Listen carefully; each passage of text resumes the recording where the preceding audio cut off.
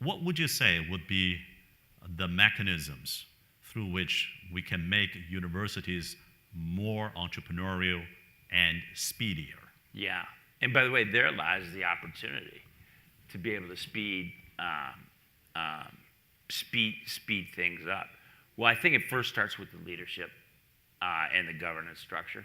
And by the way, we have a great board of trustees. Our trustees are absolutely fabulous. They're in lockstep with Mitch, which first of all is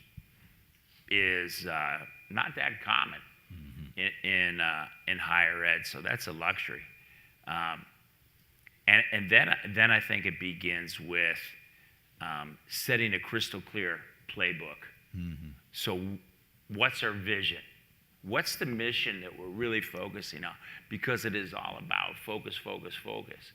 And there's always so many opportunities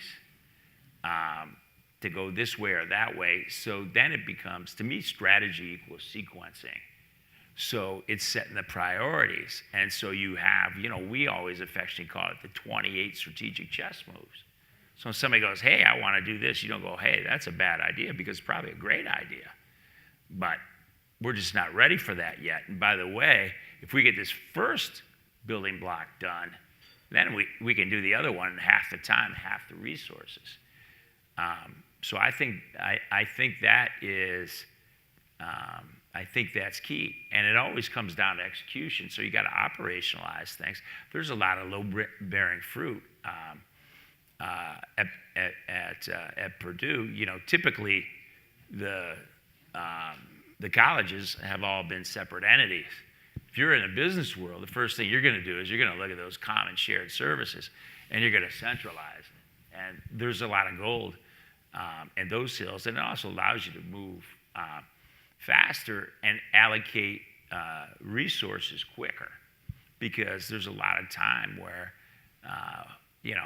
you've got one school trying to advocate for an investment in this versus that, and it almost seems like a zero-sum game. But I think also kind of similar in the business world, to be able to create a category.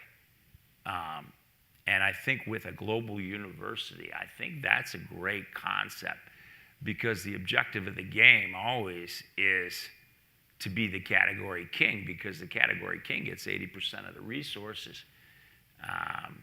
And if you're a private company, 80% of market cap.